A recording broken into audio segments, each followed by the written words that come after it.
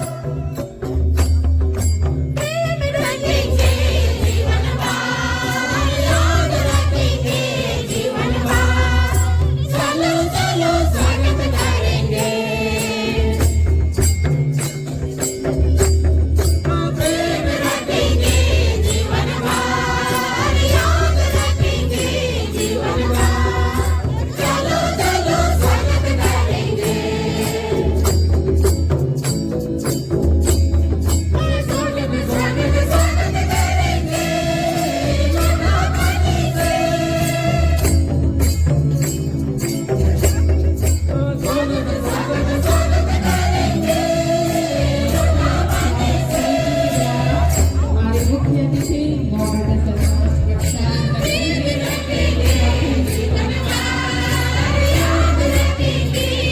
हमारे बीच में हमारे कार्यक्रम के आयोजक करने के उपस्थित हैं, उनका भी हार्दिक अभिनंदन करते हैं।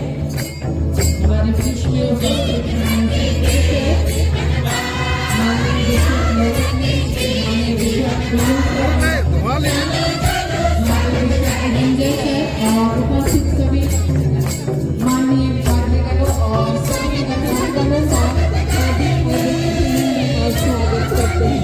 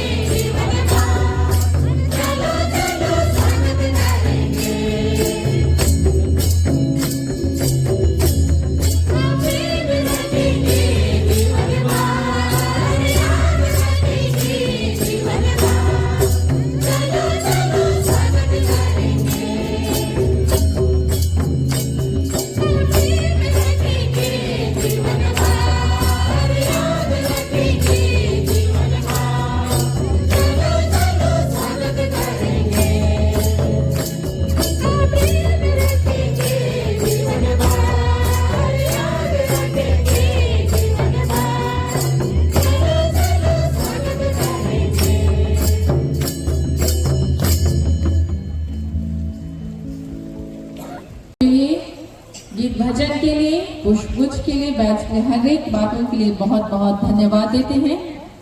बहुत सुंदर स्वागत के द्वारा आपने हम सबों के मन को आनंदित और हर्षित कर दिया है। आप सबों को इस स्वागत के लिए बहुत बहुत धन्यवाद और इस कार्यक्रम में आप सबों का भी हार्दिक हार्दिक अभिनंदन और स्वागत है। धन्यवाद। फिर से हम लोग लाली पार्वतीपन स्वागत दल की ओर से मंचासीन जितने भी पुरोहित, बिशपगण, मॉडरेटर, डिप्टी मॉडरेटर और यहाँ उपस्थित सारे विश्वासियों का हम लोग की ओर से शुभकामना सहित सबों को यीशु सहाय। धन्यवाद।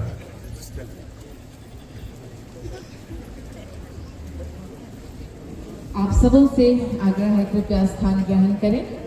धन्यवाद। मुख्य अतिथि बोस्टन एवेंजलिकल लूथरन कलीसिया के moderator right reverend Marshall Kirkitta sir, उनके साथ उपस्थित deputy moderator right reverend bishop Bilu sir, उनके साथ में उपस्थित बिशप लोलस मीन सर और साथ में बिशप राइट रेवरेंड बिशप मंजर सर और मंचासे सभी आदरणीय पाद्रीगण, सभी हमारे कलीसिया के सभी अतिथिगण, अधिकारीगण और यहाँ के सभी आयोजनकर्ता और क्रिस्त विश्वासियों को आप सबों को पुनः पुनः हार्दिक स्वागत है। अब कार्यक्रम में बिना देरी करते हुए हम लोग आगे बढ़ेंगे और इस समय मैं माइक्रोफोन पर आमंत्रित करना चाहूंगी बिशप लोलस मीन सर को हमारे मुख्य अतिथि को सम्मानित करने के लिए। शॉल ओढ़ा करके हमारे आज के मुख्य अतिथि सर का स्वागत करते हैं। कैमरा में भी देखिएगा, इधर इधर भी जोरदार तालियों के साथ हम लोग उनको आदर और सम्मान प्रकट करें। एक बार उधर, एक बार उधर।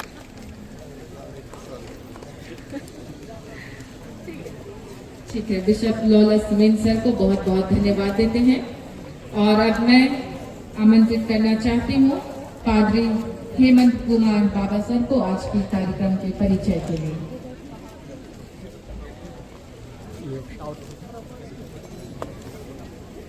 अवसर के लिए परमेश्वर पिता को धन्यवाद देता हूँ कि आज हम सब तो यहाँ पर उपस्थित हैं और मेरे लिए सौभाग्य है कि आपके सामने आज के अतिथियों का परिचय दूं। सर्वप्रथम आज के जो मुख्य अतिथि हैं हमारे कलीसिया के मॉडरेटर बिशप मार्शल किरकिट्टा।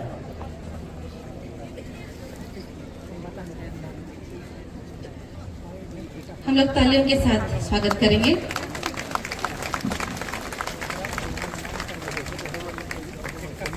हमारे कलीसिया के डिप्टी मॉडरेटर और मदर डायोसीस के बिशप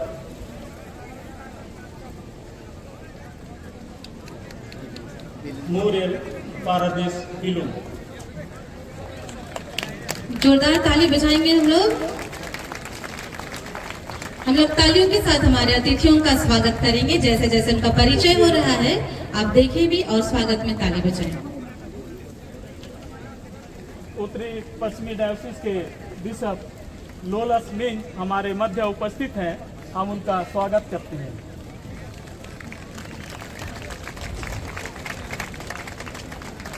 हमारे साउथ वेस्ट डायोसीस उड़ीसा के बिशप डॉक्टर मोहनलाल सिंह मंजर उपस्थित हैं, हम उनका स्वागत करते हैं।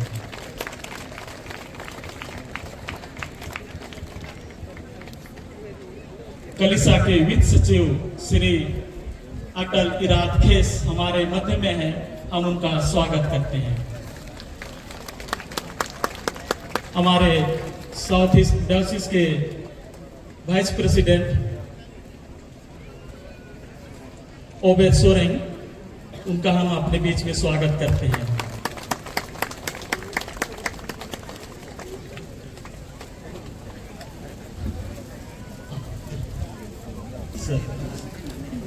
हमारे बीच में कर्रा थाना के एएसआई श्री वृंदावन सिंह जी हैं, उनको हम अपने बीच में स्वागत करते हैं।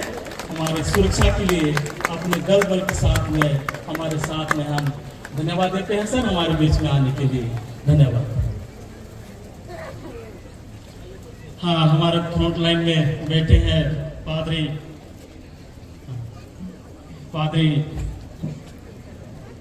प्रदीप केरकेट्टा, प्रचारक ट्रेनिंग स्कूल के,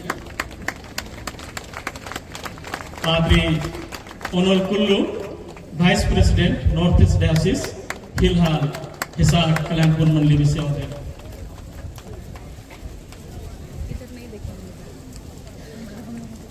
हम स्वागत करते हैं हमारे YMC के कार्यकर्ता, जिसमें जनरल सेक्रेटरी श्री चुन्नस कुजूर अपने सहकर्मियों के साथ में भी खड़े हो जाएंगे। धन्यवाद।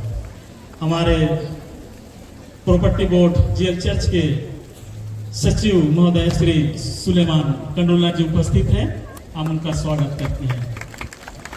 HRDC के एग्जीक्यूटिव डायरेक्टर श्री पुरेन बागे हमारे बीच में उपस्थित हैं, हम उनका स्वागत करते हैं।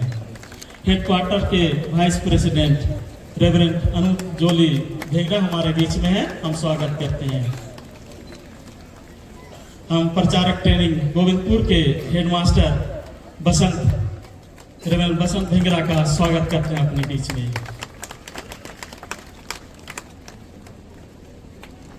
पादरी विभाग क्रिकेटा मध्य डायोसिस। हमारे बीच में इस क्षेत्र के मुखिया हमारे जनप्रतिनिधि श्री सुखराम मुंडा जी उपस्थित हैं, उनका भी हम स्वागत करते हैं। और इसी के साथ में हमारे बीच में बहुत सारे गणमान्य लोग उपस्थित हैं, जिसमें पुरोहितगण है, विभिन्न संस्थाओं से जुड़े हुए हमारे पादरीगण भी हैं, हमारे कर्मचारीगण हैं, हम उनका अपने बीच में स्वागत करते हैं।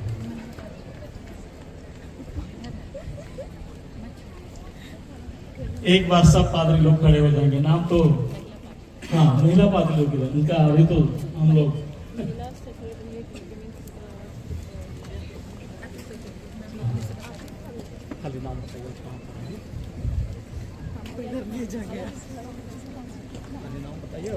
मैं reverend Sunita Tirkey, CRC communication Ranchi. मैं पादरी Mamta Bilu, headquarter congregation GL church में सहायक पादरी हूँ। मैं पादरी Letare Bala, Rourkela parish council vice chairman, south west diocese. मैं पादरी शशिरिता कंडुल्ला, कलीसिया महिला संघ सचिव। मैं पादरी शब्दा Ekka, north west डायोसिस Ranchi Paris पे रांची पादरी का। मैं पादरी आशीषन कंडुल्ला, GL चर्च की प्रोजेक्ट ऑफिसर और मिशन फील्ड सुपरिंटेंडेंट। धन्यवाद। मैं पादरी सुनीता बलजो, टोकत पेरिस काउंसिल के सहायक चेयरमैन। धन्यवाद। मैं पादरी मजुसा सोरेन, अम्बापानी पादरी पन अध्यक्ष। धन्यवाद। मैं पादरी विजय बघेला, मैं सेवानिवृत्त पादरी हूँ, PTS से।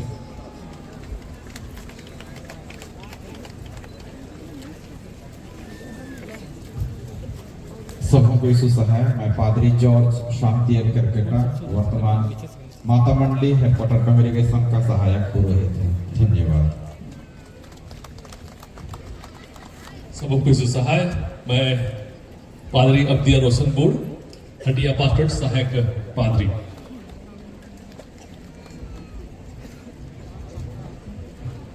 मैं पादरी नीरल बागे, घर बंधु प्रोमोटर, सेंट्रल काउंसिल ऑफिस। धन्यवाद। मैं पादरी साके का, लोहरदगा पेरिस काउंसिल चेयरमैन। धन्यवाद।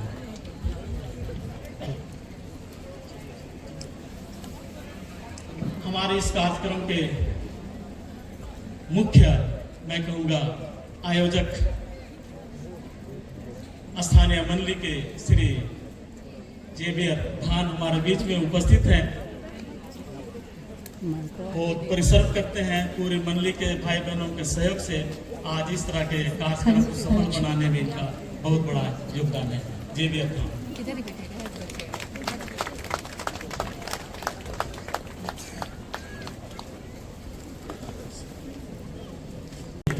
मेंबर्स यहाँ पर उपस्थित हैं, कृपया खड़ा होकर हाथ हिला देंगे।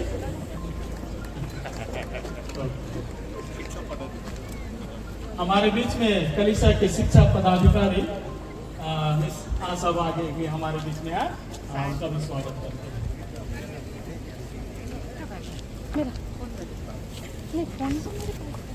इसी के साथ में आज का परिचय का कार्यक्रम समाप्त होता है। मैं अपने इस माइक्रोफोन देता हूँ। सबों का स्वागत और परिचय देने के लिए हमारे बीच में पादरी हिम्मत कुबर बाबा सर को बहुत बहुत धन्यवाद देते हैं और आपका भी इस कार्यक्रम में बहुत बहुत स्वागत करते हैं। धन्यवाद। इससे पहले कि हम लोग कार्यक्रम में आगे बढ़े, एक सूचना है। हम सभी जो मंच पर कैमरा और मोबाइल लेकर के खड़े हैं, विशेषकर आप लोगों के लिए जिनको केंद्र से निर्धारित किया गया है कि आप यहाँ रह करके फोटो लें, कृपया सिर्फ आप ही मंच पर आएं। बाकी से निवेदन है, उम्मीद करते हैं आप लोग सहयोग कीजिएगा। आप लोग मंच के नीचे सामने की ओर चले जाएंगे और ये ध्यान देंगे कि जो विश्वासीगण बैठे हैं उन्हें भी किसी प्रकार की असुविधा ना हो। तो इस बात का हम लोग ध्यान रखेंगे। जितने भाई बहनों को, जितने फोटोग्राफर्स, वीडियोग्राफर्स को केंद्र की ओर से निर्धारित किया गया है, कृपया आप ही सिर्फ मंच पर आएं और यहाँ पर फोटो लें, क्योंकि हम सभी जानते हैं थोड़ी असुविधा होती है जो सामने बैठे हैं उनको देखने में। तो इस बात का हम लोग विशेष ख्याल रखेंगे। उम्मीद करते हैं हमें ये दोबारा इस सूचना को देने की आवश्यकता नहीं होगी। धन्यवाद करेंगे और यह समय है सामूहिक आराधना का। एक साथ मिलकर हम आत्मा और सच्चाई से परमेश्वर की स्तुति करें। यूहन्ना की पत्री में वचन बतलाता है, आत्मा और सच्चाई से भजन गा। आत्मा और सच्चाई से जो परमेश्वर की महिमा करते हैं वो परमेश्वर को प्रिय होते हैं। तो आइए आज हम परमेश्वर की महिमा स्तुति के क्रम में प्रवेश करें और सामूहिक आराधना में अगुवाई के लिए मैं बिशप मोरेल परादिस बिलुंग सर को अगुवाई के लिए आमंत्रित करती हूँ।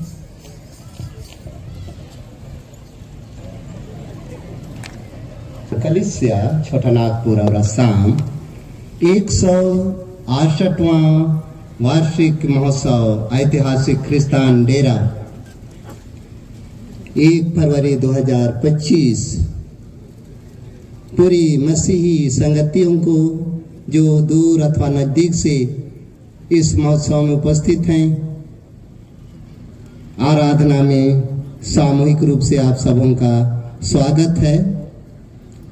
आप इस आराधना में शामिल होने के लिए अपनी अपनी जगह ले चुके हैं। हम इस आराधना को आरंभ करने के पूर्व आह्वान वचन से हम आरंभ करेंगे ताकि हम सारे लोग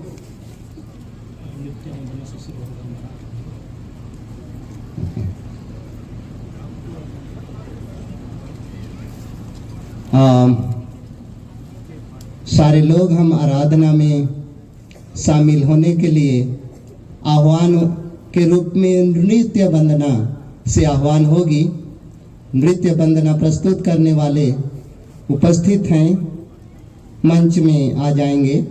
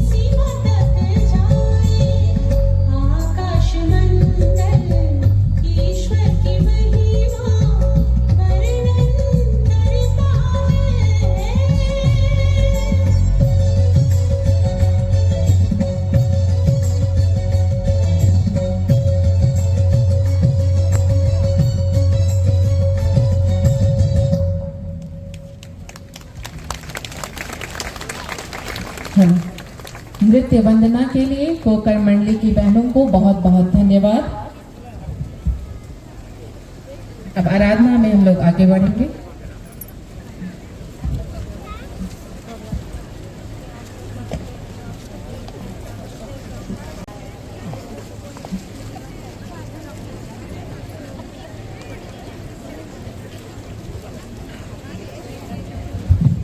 हेलो, कोई दल की अगुवाई में हम लोग गीत गाएंगे और आप जल्दी से तैयार हो जाएं।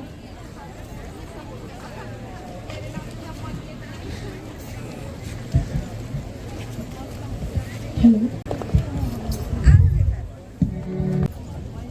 आइए हम आज के महोत्सव के दूसरे चरण में सामूहिक आराधना के क्रम में आगे बढ़े और हम सामूहिक आराधना की तैयारी में गाएं साक्षी बानी गीत नंबर 350 और आज की छपी पर्ची में से गीत संख्या 5, छपी पर्ची में से गीत संख्या 5, आनंद और शांतिदायक बात कि ईश्वर लिए मेरा हाथ।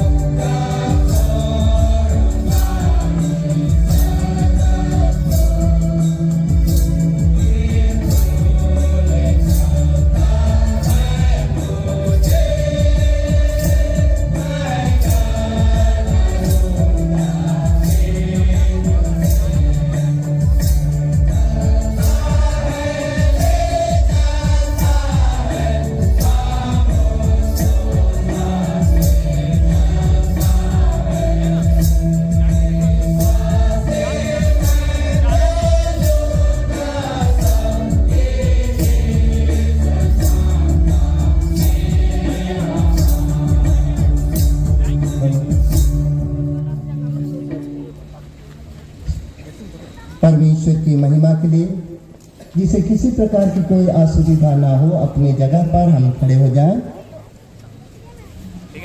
हमारा आरंभ सर्वशक्तिमान त्रिएक परमेश्वर पिता, पुत्र और पवित्र आत्मा के नाम से, आमीन।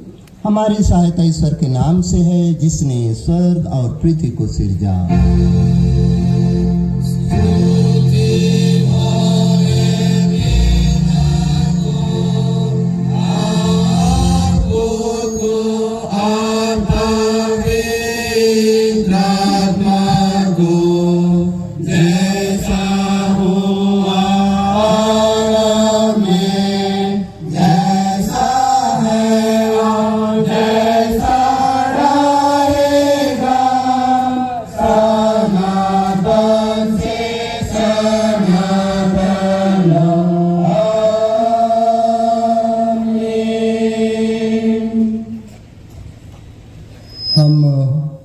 एक साथ अपने ख्रिस्ती विश्वास की घोषणा निकाया के विश्वास वाक्य के द्वारा करें। छपी पर्ची में विश्वास वाक्य है, मैं विश्वास सर्वशक्तिमान पिता पर जो स्वर्ग और पृथ्वी और सब दृश्य और अदृश्य वस्तुओं का करता है, और एक प्रभु यीशु ख्रिस्त पर जो ईश्वर का एक लौटा पुत्र है, सर्वयुग से पहले पिता से जनित, ईश्वर से ईश्वर, ज्योति से ज्योति, सत्य ईश्वर से सत्य ईश्वर, कृत नहीं पर जनित, पिता के साथ एक तत्व, उसके द्वारा सब कुछ सृष्टि किया गया। वह हम मनुष्यों के लिए और हमारे त्राण के लिए स्वर्गों के ऊपर से आया, पवित्र आत्मा के द्वारा कुंवारी मरियम से शरीरधारी हुआ, मनुष्य बना और पंतुस पिलातुस के अधिकार में हमारे लिए क्रूस पर चढ़ाया गया, दुख भोगा, समाधि में रखा गया और शास्त्र के अनुसार तीसरे दिन जी उठा, स्वर्ग के ऊपर चढ़ गया और पिता के दाहिने हाथ बैठा। वह जीवितों और मृतकों का न्याय करने को महिमा के साथ फिर आने वाला है, उसके राज का अंत न होगा।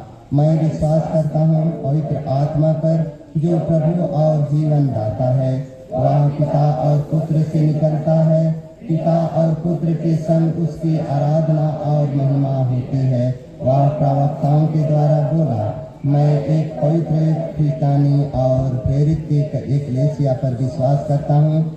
मैं एक बपतिस्मा को मानता हूँ जो पाप मोक्षण के लिए मृतकों के पुनरुत्थान को और आने वाले जगत के जीवन की बात कहता हूँ। आमीन।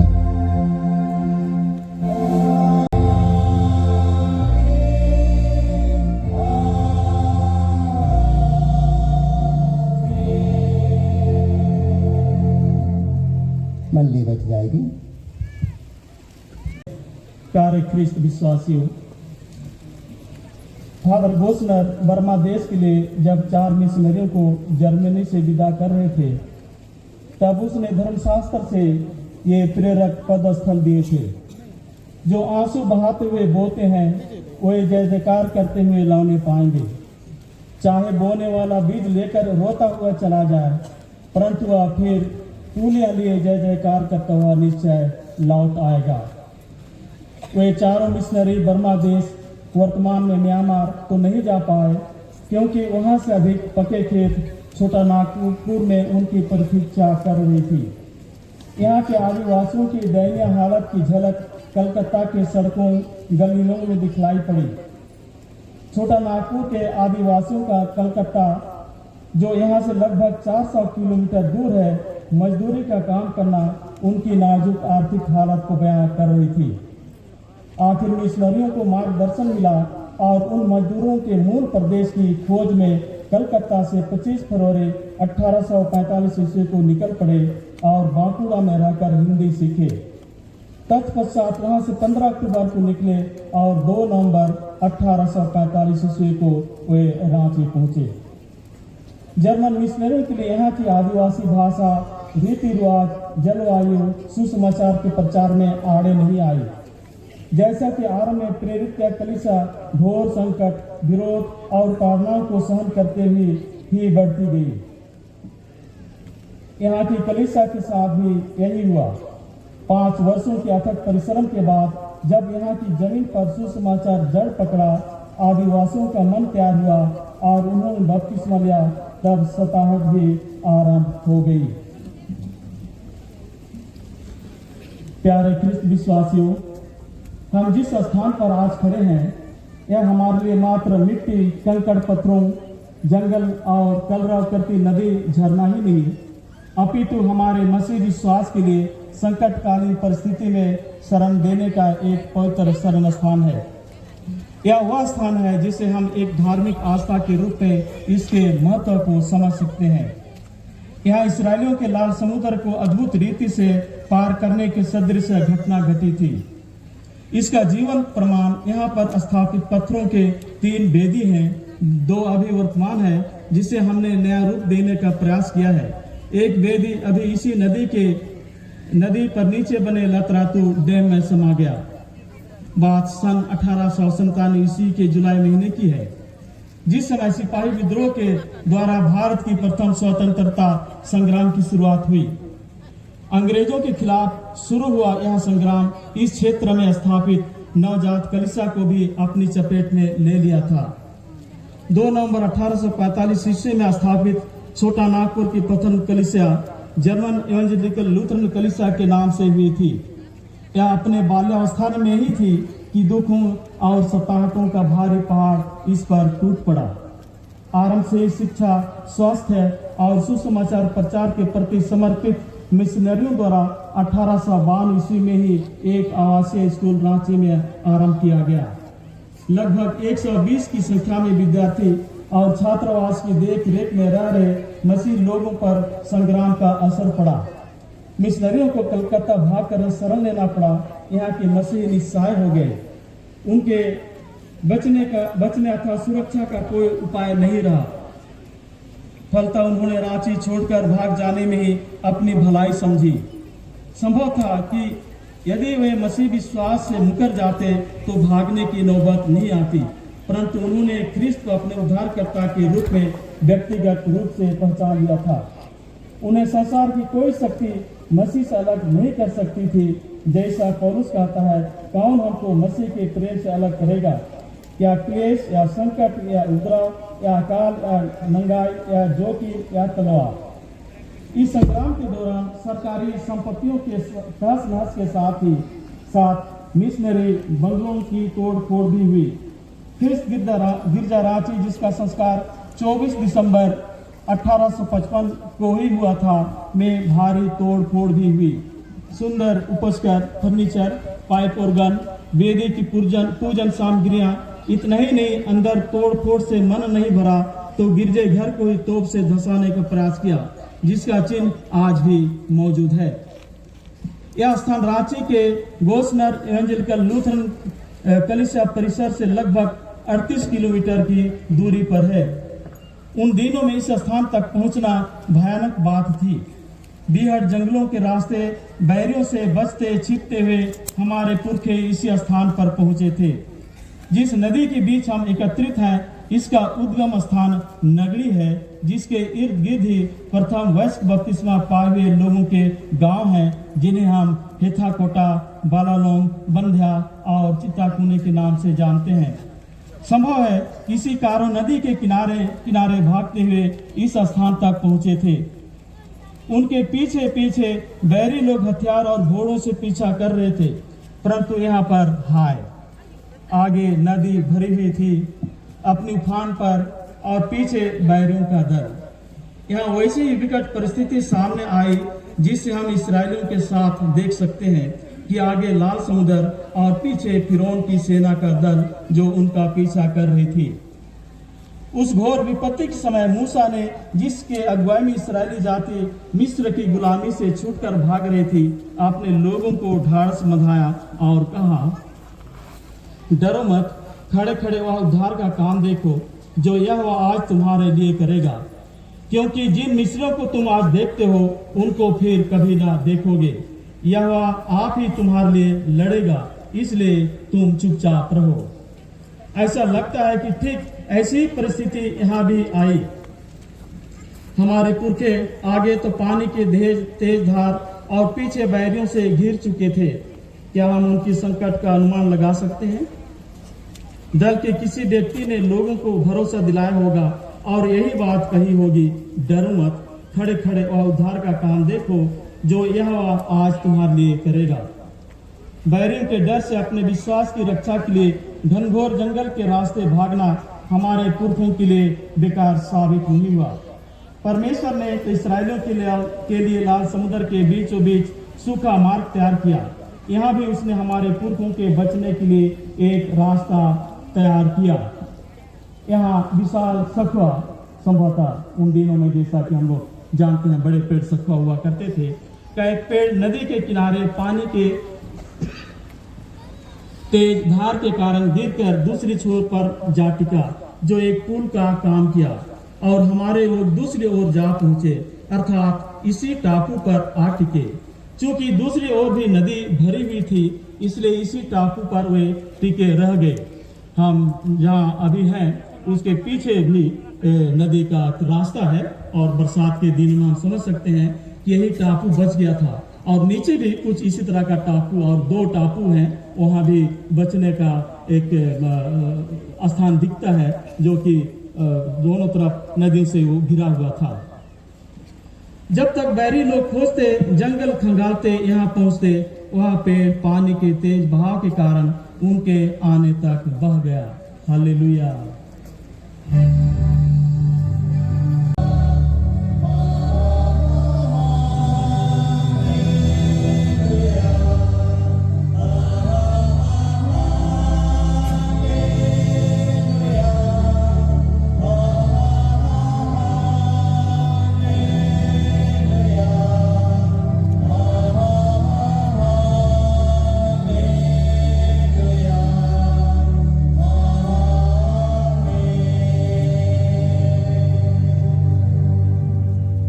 जिससे उन्हें लगा कि वे खिस्तान आगे पार नहीं हुए, फिर खोजते, घरों पकड़ों के हमला करते वापस लौट गए, जैसे कि हमारे बुजुर्गों ने इस तरह की घटना की बातों को बताया।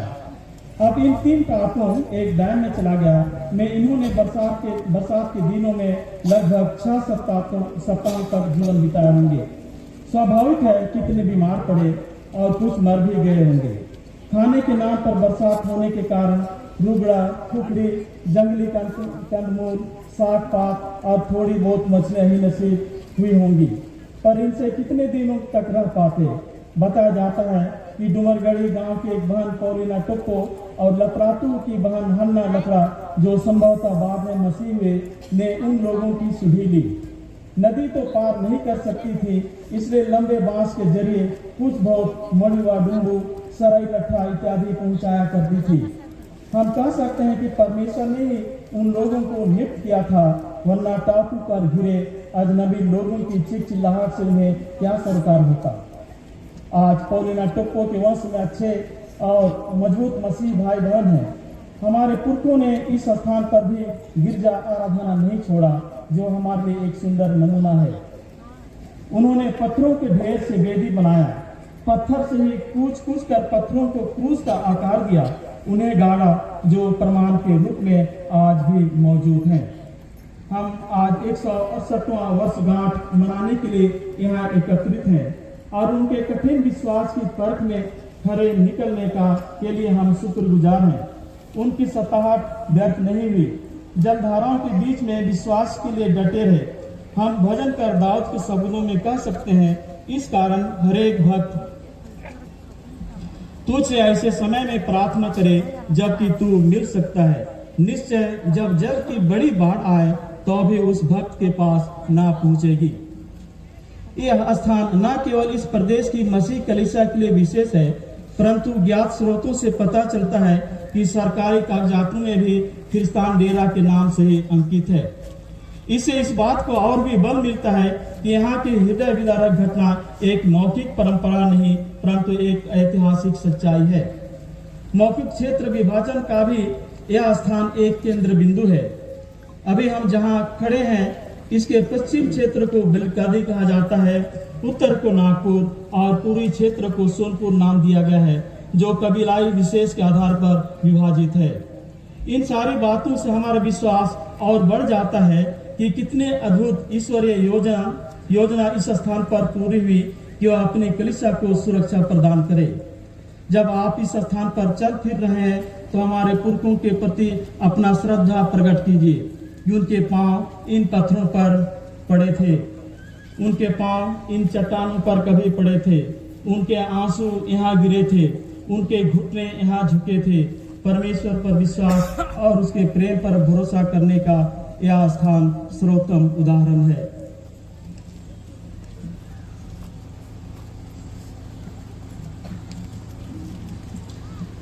जब परिस्थिति शांत हुई तो हमारे विश्वासी माता पिता यहाँ से यूं ही हड़बड़ी में निकल कर नहीं चले गए। लौटने के क्रम में जगह जगह जंगल के रास्ते ये लोग पत्थर गाड़ते गए जिसमें किस्तान डेरा लिखा हुआ था, जो अब लगभग मिट चुका है, जिससे ऐसा प्रतीत होता है कि एक ही दिन में हड़बड़ी में यहाँ से नहीं चले गए, लेकिन आहिस्ता आहिस्ता देख रहे हैं कि कहीं बाहर तो हमारे विद्रोही लोग नहीं है। इस स्थान से जब नदी से आप ऊपर की ओर जाएंगे तो कुछ दूर तक ऐसी पत्थर का किसी तरह क्रूस का आकार दिया गया और उसमें किस्तान डेरा लिखा हुआ था, लेकिन उसका वैल्यू, उसका मूल्य पता नहीं था और इसलिए किसी तरह से वो नष्ट हो गया, उसे सुरक्षित नहीं हम रख पाए। यहाँ तक छिपने के लिए पहुंचना इस बात को दर्शाता है कि बैरी इतने दूर तक उनका पीछा किए थे। आइए अपने पुरखों के विश्वास के आलोक में, जिससे यह स्थान मजबूती प्रदान करता है, हम अपने विश्वास का मूल्यांकन करें।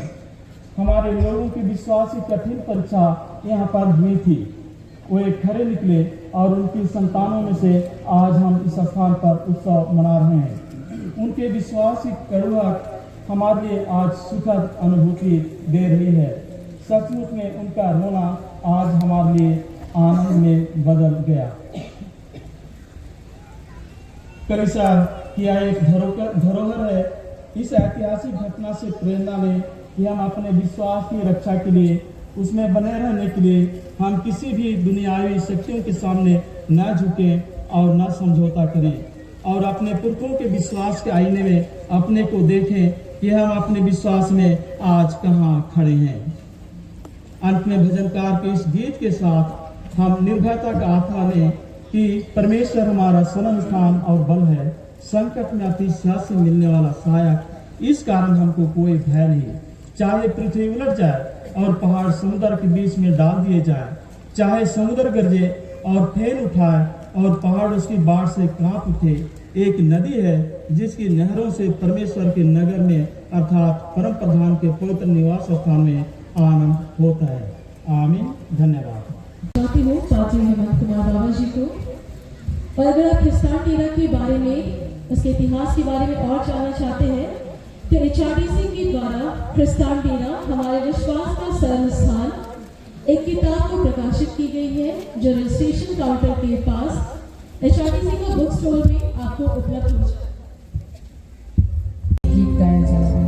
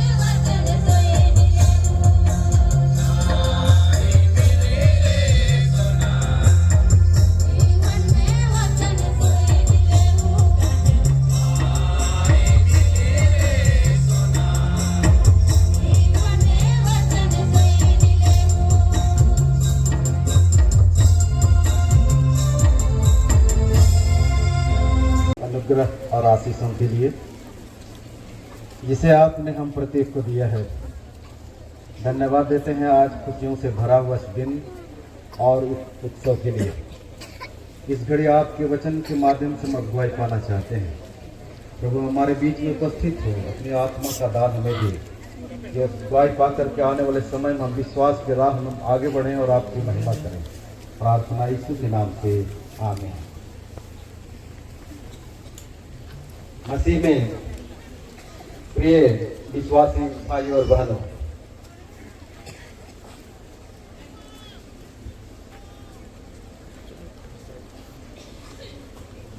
इस्राएलियों की यात्रा मिस्र से कनान तक लगभग 40 वर्षों की यात्रा पूरे बाइबल में वर्णित कथाओं और घटनाओं में एक बहुत ही विशेष घटना और कहानी है। इस दरमियान परमेश्वर पिता ने इस्राएलियों के जीवन में बड़े बड़े आश्चर्य कर्म दिखला करके इस बात को प्रमाणित किया कि यहोवा पिता परमेश्वर महाप्रतापी है। वह सर्व सामर्थी है, सर्व ज्ञानी है, अपने विश्वासियों से प्रेम रखता है, कभी बदलने वाला परमेश्वर नहीं है और वह पवित्र ईश्वर है। और इस्राएलियों के इस जीवन यात्रा को, मिस्र से लेकर के कनान तक की यात्रा को हम 4 भागों में बांटते हैं। हम इस कहानी के बारे में हम सभी कोई वाकिफ हैं। पहला तो हम यात्रा की तैयारी, दूसरा भाग में जंगल की यात्रा, जो कि बहुत लंबे दिनों तक उन्होंने यात्रा किया है, और तीसरा उनका परीक्षा और चुनौती का काल, और चौथा कनान में प्रवेश करने का काल। और आज जिस वचन को अगुवाई के लिए हमने सुना है, यह वचन दूसरे भाग से संबंधित है, अर्थात जंगल में वे लोग विचरण कर रहे थे, जंगल की यात्रा कर रहे थे। घटना उस समय की है जब इस्राएली लोग जर्दन नदी, लाल सागर के किनारे डेरा डाले हुए थे। मिस्र के राजा को पता चला कि इस्राएली मिस्र से चले गए हैं और लाल सागर के किनारे डेरे डाले हुए। गुस्से में आकर के उन्होंने अपने सेनाओं के कहा, सारे रथ लेकर के जाओ और उन्हें वापस लेकर के लाओ। और फिरौन के पास जितने भी रथ थे, जितने भी सेना थे, सभी सेनाओं को उन्होंने भेज दिया। और जब आंखें उठा करके इस्राएली लोग पीछे मुड़ करके देखने लगे, तो क्या देखते हैं कि फिरौन का सारा सेना उसके पीछे आ रही है। ऐसे समय में इस्राएली लोग मूसा को कहने लगे कि क्या मिस्र देश में हमारे लिए कब्र नहीं था कि आपने हमें इस जंगल में लेकर के लाया। वे लोग निराश हो गए थे। ऐसे ही समय में मूसा के माध्यम से परमेश्वर सामर्थ का काम करता है और लाल समुद्र को 2 भाग करता है, और इस्राएली बड़े आनंद के साथ में लाल समुद्र पार करते हैं। और इस बड़े सामर्थ के काम को देख करके आनंदित होते हैं, विशेष करके मूसा और उसकी बहन मरियम। लाल सागर पार करके परमेश्वर को धन्यवाद देते हैं, गीत गाते हैं। और उसी गीत के बोल के कुछ अंशों को, कुछ शब्दों को आज हमने अगुवाई के लिए हमने वचन चुना है कि उसके द्वारा से हम अगुवाई पाए और अपने विश्वास में आगे बढ़े। जब इस वचन के बोल को हम देखें, शब्दों को हम देखें, तो हम विश्वासियों की अगुवाई पाने के लिए कई बातें इस पर सम्मिलित हैं, जो हमारे आत्मिक यात्रा को सफल बनाने के लिए एक नई राह दिखाता है। पहली बात तो हम क्या लेते हैं, पहला वचन या शब्द हम क्या पाते हैं, यहोवा का गीत गाओ। और यहोवा का गीत गाओ यह शब्द पूरे बाइबल में एक असाधारण विषय है। और कई बार हम पुराने नियम में हम देखते हैं कि यहोवा के गीत गाओ, यहोवा के गीत गाओ। कई गीतकारों ने इस प्रकार के गीतों को गाया है, लेकिन उससे कहीं बढ़कर यह गीत है, क्योंकि इतने बड़े आश्चर्य कर्म पहली बार इसराइलियों के जीवन में परमेश्वर दिखाता है। और यह असंभव की बात थी कि इसराइली लोग लाल समुद्र को कैसे पार करेंगे, परंतु जब वे पार करते हैं तो बड़े आनंद और खुशी के साथ में मरियम यह गीत गाती है कि यहोवा का गीत गाओ, क्योंकि परमेश्वर ने उस लाल समुद्र को पार ही नहीं कराया था, परंतु जितने सैनिक थे मिस्र से आए हुए, जितने भी फिरौन के सैनिक थे, उन सारे सैनिकों को घोड़ों के समेत उन्होंने लाल समुद्र में बहा दिया था, उनका सर्वनाश किया था। और इस घटना के द्वारा से परमेश्वर ने अपने आप को यह प्रमाणित किया है कि वह मात्र एक परमेश्वर है जो विश्वासियों की सहायता करता है। और इस बात को पहले ही 6वें अध्याय के निर्गमन उसका 6वें अध्याय के 6 पद में परमेश्वर मूसा को और इस्राएलियों को कहा था, मैं यहोवा हूं, अपनी भुजा बढ़ाकर और भारी दंड देकर तुम्हें छुड़ा दूंगा। अर्थात जो तुम्हारी विरोध करेगा उसे भारी दंड देकर के मैं उनके हाथों से मैं तुझे छुड़ा लूंगा। ये पहले उन्हें विश्वास दिलाया था, परंतु यहाँ पर हम क्या देखते हैं कि इस्राएली लोग सारी बातों को भूल चुके थे कि परमेश्वर ने उन्हें क्या प्रतिज्ञा किया था, परंतु यह प्रमाणित किया कि वह प्रतिज्ञा ही नहीं, परंतु वह प्रतिज्ञा के अनुसार वह उनका छुड़ाने वाला परमेश्वर भी है। और वह प्रतिज्ञा किया है, उस प्रतिज्ञा के अनुसार वह विश्वस्त भी है। जो प्रतिज्ञा उसने किया है उसको वह पूरा करके रहेगा और पूरा करने वाला परमेश्वर है। इस बात को उन्होंने इस लाल समुद्र को पार करने की घटना में परमेश्वर ने इसराइलियों को दिखला दिया। और इसीलिए मरियम से स्मरण करके कहती है कि यहोवा का गीत गाओ, क्योंकि वह हमारा छुड़ाने वाला परमेश्वर है और अपनी भुजा बढ़ा करके हमें उसे भारी दंड दे करके हमें बचाया है, वो हमारा उद्धार करता है। दूसरी बात हम क्या पाते हैं, दूसरा जो परमेश्वर महाप्रतापी है। महाप्रतापी कहने से कई शब्द आते हैं, इसमें सर्वशक्तिमान आता है, सर्वज्ञानी, सनातन और अडिग और पवित्र। तो महाप्रतापी अर्थात इन 4-5 गुणों को परमेश्वर ने इस घटना के द्वारा से प्रमाणित कर दिया कि वह सर्व सामर्थी परमेश्वर है, सर्वज्ञानी परमेश्वर है और सनातन परमेश्वर है। अर्थात जुगों तक वह परमेश्वर नहीं बदलने वाला परमेश्वर है और जुग तक विश्वास करने वाले व्यक्ति के साथ सहायता करने वाला है, वह उसकी अगुवाई करने वाला, उसकी रक्षा करने वाला परमेश्वर है। इस बात को यहाँ पर प्रकट किया गया है। और मरियम और मूसा इसी बात को स्मरण करते हैं कि इस्राएल का परमेश्वर, अब्राहम, इसहाक और याकूब का परमेश्वर महाप्रतापी परमेश्वर है, वह सर्वसामर्थी परमेश्वर है, सर्वज्ञानी और सनातन और पवित्र है, वह कभी बदलने वाला परमेश्वर है। इसीलिए वे कहते हैं कि यहोवा का गीत गाओ, उसका जय जयकार करो, उसकी महिमा करो, क्योंकि वह महिमा की योग्य है, क्योंकि सर्वसामर्थी है। और जब इस घटना को पूरी हम विस्तार से देखें कि वो मिस्र से निकल करके समुद्र के तट में जो डेरा डाला गया, जब हम उसके 15-14 अध्याय को देखेंगे तब यहाँ पर हम पाते हैं कि लोग के सामने अपने डेरे खड़े कर, उसी के सामने समुद्र के तट पर डेरे खड़े, तब इन्होंने तट पर उन्हें डेरा खड़ा किया और उन्होंने क्या देख रहे हैं कि आज लाल समुद्र से यात्रा करना हमारे लिए कठिन है। वे लोग सोच रहे हैं कि लाल समुद्र को किस तरह से हम पार करेंगे। जब वो पीछे देखते हैं तो उनका बदला से सामने आ रहा है, वे सोचने लगे इस्राएली लोग मूसा को सोचने लगे कि क्या हमारे लिए कदम नहीं था, इससे अच्छा तो यहाँ पर बाहर से अच्छा तो दूसरे लोगों की सेवा करना, उसके बदले में रहना अच्छा था। मूसा को बोलने लगा, तो मूसा कहने लगा डरो नहीं, चिंता मत करो, परमेश्वर हमारे लिए बाहर निकालेगा।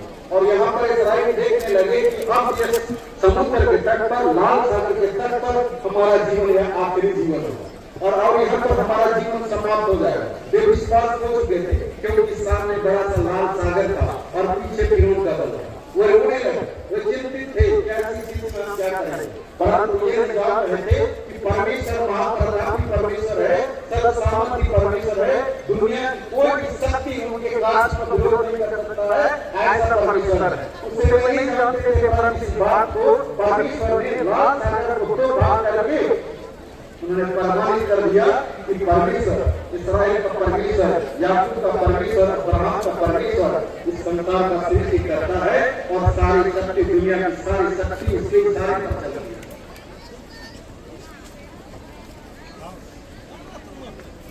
जब हम ये इस घटना को हम देखें तो हम ये पाते हैं कि परमेश्वर जो इस्राएली लोगों को मिस्र की बंधुआई से छुड़ा करके लाया, इस लाल सागर की घटनाओं तक उन्होंने परमेश्वर की इस प्रकार की महाप्रतापी घटनाओं को उन्होंने नहीं देखा, परंतु जब वह महाप्रतापी घटना को देखा तब उन्होंने विश्वास किया कि वास्तव में परमेश्वर हमारा एक सामर्थी परमेश्वर है। इसलिए मरियम उससे लोगों को, इस्राएली लोगों को कहती है कि यहोवा का जय जयकार करो, यहोवा का गीत गाओ, क्योंकि वह महाप्रतापी है, प्रेमी परमेश्वर है, उद्धार करता परमेश्वर है, कभी बदलने वाला परमेश्वर नहीं है और विश्वासियों की रक्षा करने वाला परमेश्वर है। तीसरी बात हम क्या पाते हैं कि भविष्य के लिए उनके विश्वास को दृढ़ करता है, अर्थात इस्राएली लोगों की यात्रा एक लंबी यात्रा थी, मिस्र से लाल समुद्र तक तो उन्होंने यात्रा किया था, परंतु अब भी जंगल की यात्रा बाकी थी और जंगल में कई प्रकार के और ऐसे घटनाएं हैं जो उनका विरोध करेंगे, कई प्रकार के लोग मिलेंगे, उनके साथ उनका संघर्ष करना होगा, उनके साथ लड़ाई होगी। और परमेश्वर इस बात को जानता था कि कनान तक पहुंचने में ना जाने कितने लोग थे, इनकी लड़ाई होगी, क्योंकि कनान में पहले से कुछ लोग बसे हुए थे और समाज में कितने लोगों के गांव से हो करके उतनी बड़ी लंबी यात्रा उन्हें पूरा करना था। इसलिए परमेश्वर इस घटना के द्वारा से इस्राएल को तैयार करना चाहता है कि वो परमेश्वर एक शक्तिशाली परमेश्वर है और परमेश्वर ने अपनी शक्ति के द्वारा से प्रमाणित किया कि फिरौन जैसे राजा के बहुत बड़े सेना को भी वह समुद्र में बहा करके उनका सर्वनाश किया।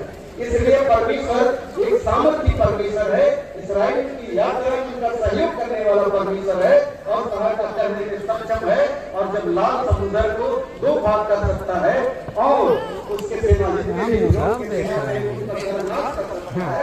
आगे की यात्रा में परमेश्वर उन्हें सहायता करेगा, लड़ाई लड़ने की सहायता करेगा, जो भी उनका विरोध करेंगे उनका सर्वनाश करेगा और नए कनान तक देश में आकर के क्योंकि देश को बचाना था, ऐसे गुस्से में आकर के समझ नहीं पाए ये मसीही लोग जो मसीही धर्म को बनाते हैं ये हमारे लोग होंगे, हमारे लोग हैं, इस बात को बिना जाने ही इन्होंने कभी विरोध किया। जब हमारे गिरजाघर में आक्रमण किया गया, ये डर के मारे तो आए और यहाँ पर वे छिपे रहे, अब कहानी की तरह पड़ा इतने दिनों तक यहाँ पर रहे, जब विद्रोही जब यहाँ तक आ पहुंचे उनके लिए चिंता की जाए, उनके लिए इस्राएलियों के समान यह समय था कि वे लोग चिंता कर रहे थे कि हम नदी के पार कैसे जाएंगे, बरसात का समय है, नदी को हम कैसे पार करेंगे क्योंकि विद्रोह हमारे पीछे आ रहे हैं। ऐसे चिंता में वे भी सोच रहे थे कि हमारा जीवन का अंतिम नहीं होगा, हमने मसीह विश्वास करके राजा ने कितना गलत किया, जिस प्रकार इस्राएली लोग सोच रहे थे कि हमने गलत किया और दूसरे से लेकर के हम यहाँ पर लाल सागर तक आए, दूसरा हमें लगे कि क्या हमारे लिए सफर में इतना मृत्यु नहीं था तो हम वहाँ से आए, इससे अच्छा तो वहाँ पर सेवा करना ही था। यहाँ पर जो उपस्थित थे सर्विस की संख्या बताई जाती है और क्षेत्र की महिलाएं जो यहाँ पर थे और उसका यहाँ पर सुरक्षित यह सब आया था कि जंगल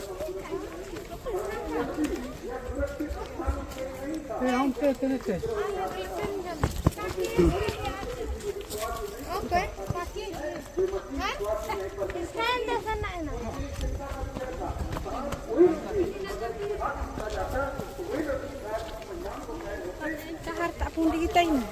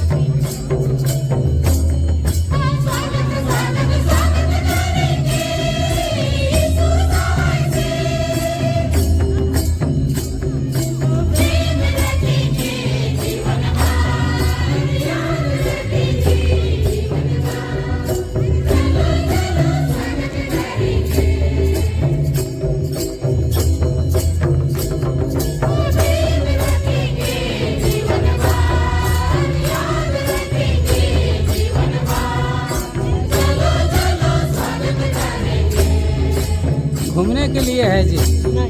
तो देखने के लिए क्या पैसा? वो लोग ना इधर मालिक है भाई।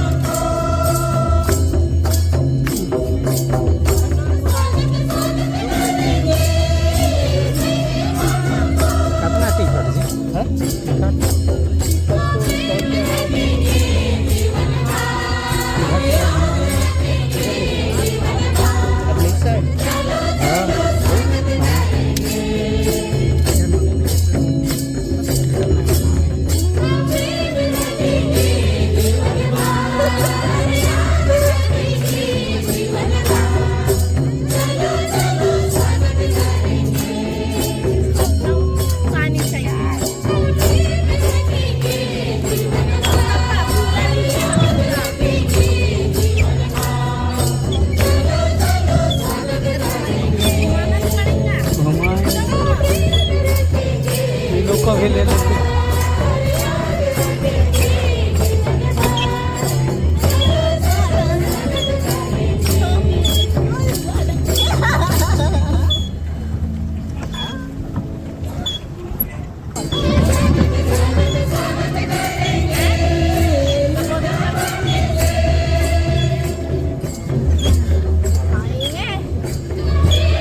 कहाँ तक जाना, कहाँ तक जाना है,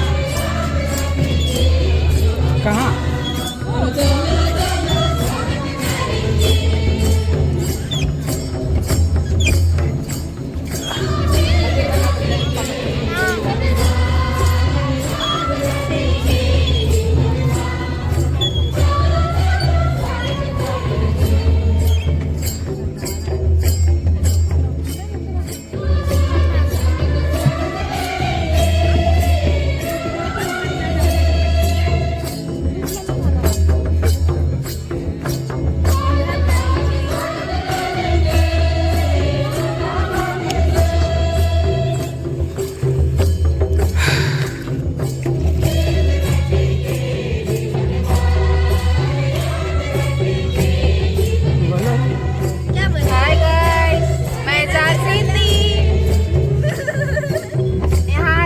अच्छा लग रहा है, एकदम गार्डन गार्डन हो गया दिल और एकदम मूवी वाला दोनों साइड नहीं चारों साइड पौधा ही पेड़ ही पेड़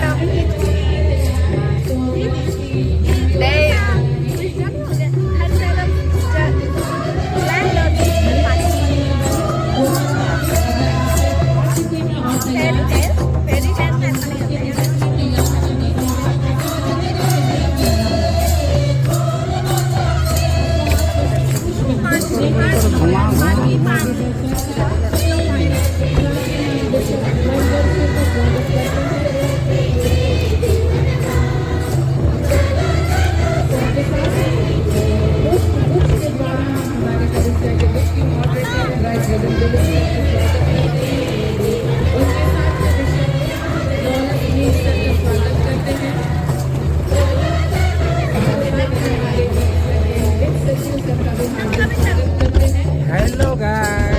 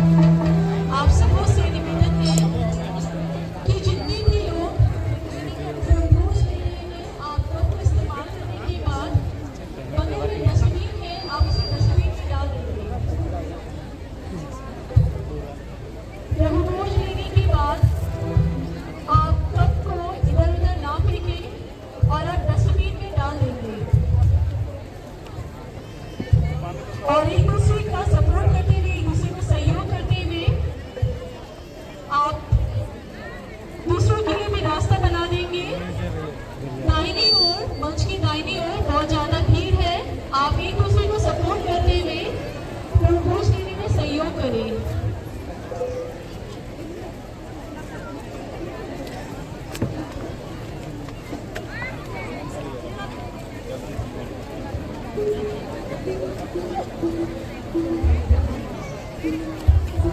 बंद नहीं किया।